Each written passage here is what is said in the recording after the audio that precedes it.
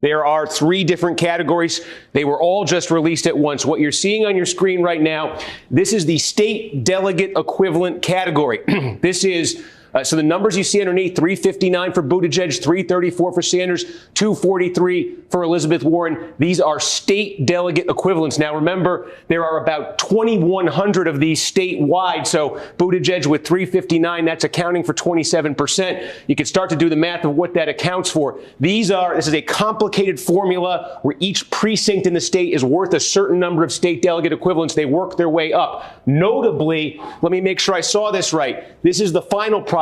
This is the initial preference. Yes, we have a discrepancy right now. The initial preference when people showed up.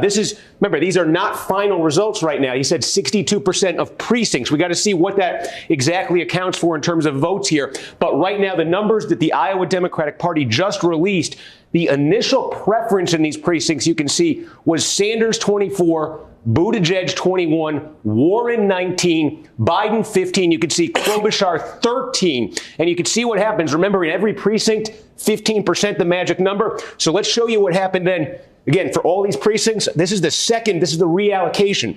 So watch. Remember those numbers? Now watch this. And there you go. Wow. So Sanders on the second allocation continues to lead much tighter. So how does Sanders lead in the state delegate equivalent? How does Buttigieg lead in the state delegate equivalent if he's not leading on the second allocation? It gets into, and I got to take a look here very closely, but my theory, my suspicion here, strong suspicion would be what we've been talking about. These counties are weighted differently here. The rural counties have a little bit more clout when it comes to the state delegate equivalents. And you can see here, Buttigieg in dark blue. These are rural counties. Sanders purple, College County.